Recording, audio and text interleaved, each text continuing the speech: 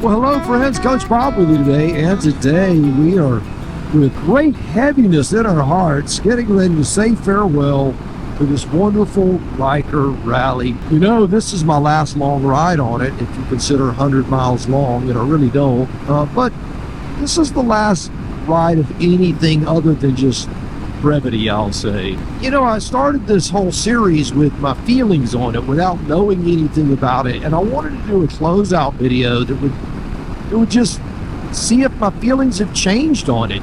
I put some miles on it, I've done a mini tour, I've done some commuting, I've ridden in the rain, I've ridden in the heat, a little bit of chilliness, not real cold I'll say, but I have had some chilly mornings in the Georgia trip, and it's been a lot of fun.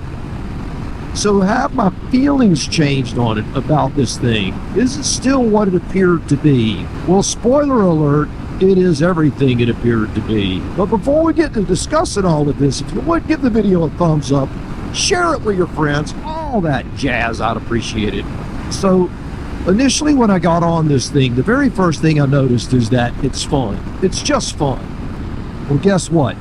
It still is. Check this out. Nice little high-speed turn, boom. It's still fun. It's still fun. This little three-wheeled hellion will burn through the turns like nothing else. And I've had so much fun doing it on this Ryker, I really do hate to see it go. So the fun aspect, it is still absolutely off the scale. The power band is still, you know, I expected to be underwhelmed. I'm just going to be honest with you. I looked at it on paper and I'm like, it just doesn't have enough power and torque to float my boat. But when I got on it, I was pleasantly surprised, and I really expected to see that maybe throughout my time with it that I would be more flat, that I would feel a little less passionate about it maybe. But I still enjoy the power band on it. 0 to, we'll say, faster than you're supposed to go. It's too sweet. It does great. I love it. So it has plenty of torque. It's what you would want it to be. Any more on this would be ridiculous. In fact, any more on this would be somewhat uncontrollable, the back tire. Without, you know, major traction control, you just would be ripping the back tire loose all the time, just by the very nature of how it's designed. So I think the power's spot on. It does exactly what it's designed to do. You know, I recognized earlier that power band, when the RPMs get up a little bit, that's when it comes alive. Like right here, I'm doing 60. If I come through this turn, and as I'm exiting the turn, I'll show you what I mean here as I come out of this turn. It's a nice long sweeping turn. Check out the cows. How you doing, Mr. Cow? All right, here we go. You can see it just fires right up. Or 60 to 80 is just beautiful. So if you're looking to get around somebody, passing cars on this thing, it's just a snap. Just a mild flick of the wrist. So the suspension we've talked about in great depth in many videos. I like it. It's plush enough on too. In fact, the more I've ridden it, the more it's kind of settled in, I think. This thing was brand new when I got it. And so for it to settle in a little bit, it really, I think it rides better now than the day I got it. Could be me, could be my seat of the pants experience, but for me, it feels better than it did. I got to keep checking for love bugs. They're getting all over me, all getting that season around here. The visibility on it, the mirrors, everything, as far as just a feeling. Initially, I got on it, I felt like I was pretty visible. I am, you're pretty visible on it. It's smaller than the Spyder, so you're not as visible as the Spyder. But compared to a two-wheeler, you have great visibility, certainly from the front, and the same from the back, at least, probably a little better with your reflectors on your outrigged wheels. It'd be nice if they light those outer wheels up a little more, but the look of it, the overall look of it was one of those things that, you know, when I first saw the white Rally wheels, I was not a big fan of it. And the new Rally has a silver wheel, a silver gray wheel, looks really sharp. That said, I like the white wheels. I've grown quite fond of them. In fact, it reminds me of those old days when you had the old Jeep and the old pickup trucks, the International Scouts and all that stuff. If you'll remember back in the 70s, the late 70s, that you had the white wheels. They looked like a bag. Had the five slats. Those wheels that's what these remind me of. And the more I'm around them, the more I get that feeling of when I was in high school and seeing those wheels, that feeling you get when you were riding around back then in the day. But the overall aesthetics, I know the plastics and stuff you could change. If I were to get a rally and if this was mine, I would keep it the exact color. When I looked at pictures online, this was exactly the color scheme that I was hoping to ride. So it's beautiful. I love the color scheme on this. I do like the fact that you can change the color out as well. But just the overall aesthetics of this thing, it really gives you that feeling of speed, that going like he's never coming back. He's in the powerful Mach 5. I'll let you say where that came from down below. But, it reminds me of a cartoon I used to watch. He was riding around in the powerful Mach 5, and I'm riding around on the Ryker, and I feel like that guy. I need to get a red shirt and a little white helmet. But it does give you that feeling of youth when you ride it. It really does. So my feelings on the Ryker, I would say, are more set in stone now than they were the first day I rode it. I'm more fond of it now than I was then. I'm still smiling the entire time I'm on it. So the overall vibe that I have when I sit on this thing has not changed a bit. Again, these are subjective. These are my feelings on it. You notice I'm not getting into stats. I'm not getting into brakes. I'm not getting into likes and dislikes. Just my vibe, my feeling. So here is another feeling. Who is this made for? When I initially saw the Ryker in my brain years ago, I was like, well, this is made for smaller people. It's made for younger, inexperienced riders, maybe someone who's never ridden before. And while all of that is true, because it is made for all of those people, it's much more than that. And that's the part that, as you know, I've been pleasantly surprised. But that's the part that I've changed on. It's basically made for everybody. I ride this thing. I'm 6'2", 195 pounds as of right now at this moment. It fits me just fine. I can do big days on it, day after day after day after day. It's not a problem. Got a garbage truck up here. I may get to show you what I'm talking about on this passing thing. I don't know what this cat's doing. These roads are funny though, man. You ain't got a lot of room for mistakes. So they're pretty tight. Here we go. We're going to do the double pass. This is what I'm talking about.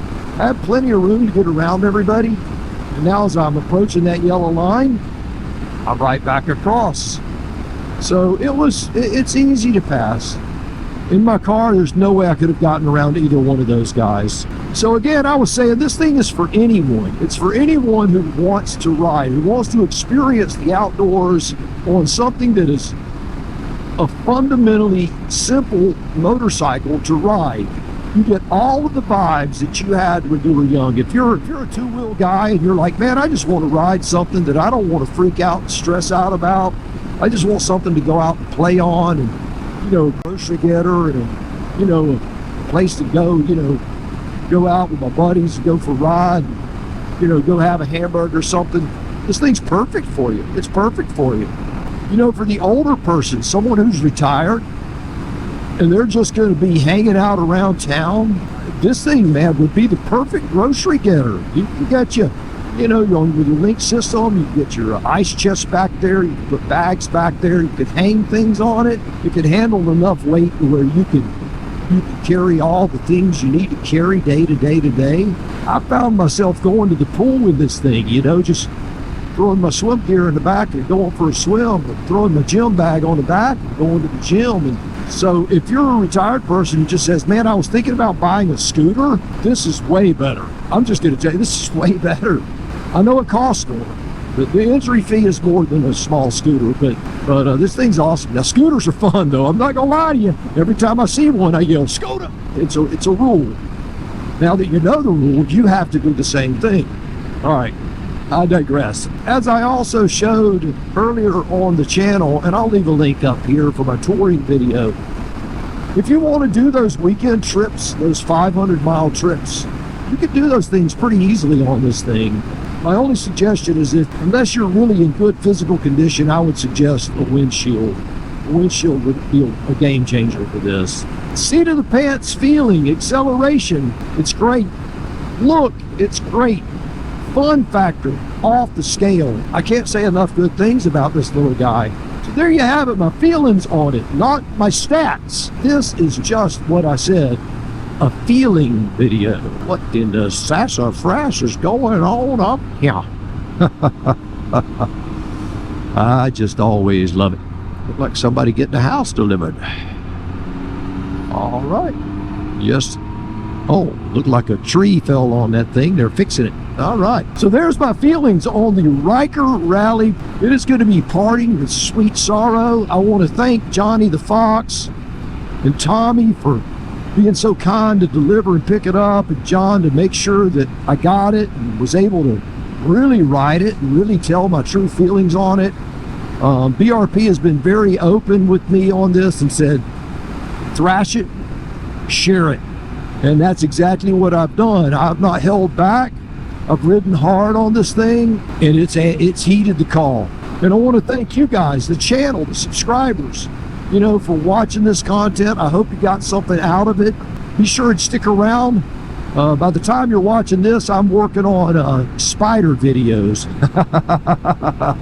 Yeah, I got a new Spyder coming in that I'm going to be able to run through the paces and see what it feels like. But before we finish this video up, I have to tell you the things that, you know, I think are misses on the Ryker. I told you I was going to tell you the things I like and the things I don't like. I was going to do it with the Ryker in my presence, but one thing led to another, and the Ryker is now gone. So we're just going to sit here and list it out. I don't think my findings are really surprising to anyone that's ridden a Ryker.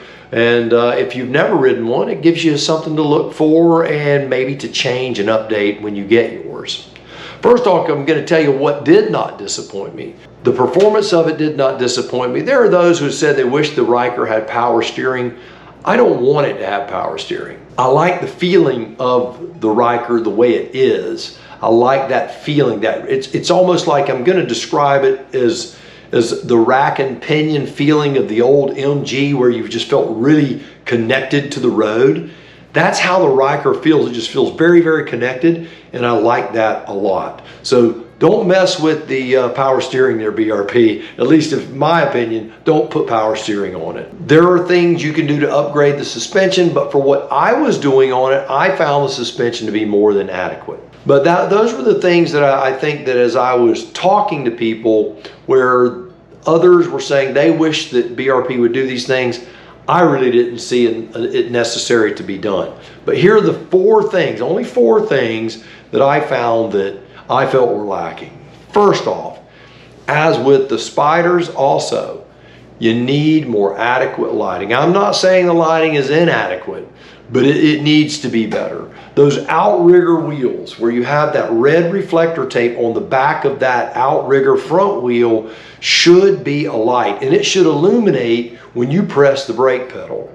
There should be blinker lights on the fenders, on the side of the fenders, and quite honestly, I would love to see blinkers further up on the Ryker itself, so that when you're changing lanes, if people are beside you, that they can see it more easily. So lighting is always something that people do, and they do it more for cosmetics. They put bling lights all over it. I don't care anything about bling, but I do want to be seen, and I want my brake lights to be illuminated in multiple areas, forcing others to see me slow down. And I would like to see better blinkers positioned throughout. Maybe the bar end blinkers would be very, very nice.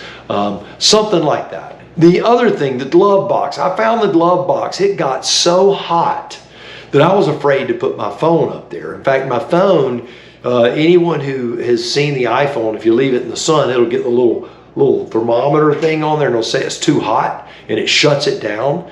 That happened several times. So I found the glove box Now, in the wintertime, I'm sure it wouldn't be that way, but in the summertime in the South, the glove box is just rendered unusable for a cell phone or for a GoPro, because you put a GoPro up there, even as you're transporting batteries in a little pack, those batteries will swell up and they get hot. Everything up there gets hot. So I'd love to see the glove box maybe insulated better. You know, you could put the the silver mat that insulates it, and maybe some venting that might make the glove box better. The other thing, that backup beep, man, it sounds like a dadgum dump truck backing up. It startles me, it's so loud. Every time I put it in reverse, go beep, and I'm jumping, right? Because I'm just not used to it. The Spyder doesn't have a big backup beep. I don't understand why the Ryker has to have the big backup beep. Anyway, I don't like that at all. I would like to see that. In fact, I would probably, if I had one, I'd probably find the wire. I'm not telling you to do this, but I'd probably find the wire where that was hooked up, and I'd probably cut that bad boy, because that beeping drove me crazy. But those three things are not big deals. This last one is a big deal. The fuel gauge. The fuel gauge, I'm not going to say it was bad. I'm going to say this. It was useless. It would literally show full when it was empty. It would not move. There were times it would work perfectly, and then there were other times I'd ride and I'm watching the miles tick off, and I'm hitting that 90 mile, 100 mile, and it still shows a full tank of gas. And there was one time where I turned it off. Not only did it show the tank of gas full, but it showed my distance to empty at 100 miles when I'd already gone 100 miles. So there was a real problem with the fuel gauge. That has to be addressed. Hopefully that's addressed in the 24 models, but the fuel gauge was a real problem.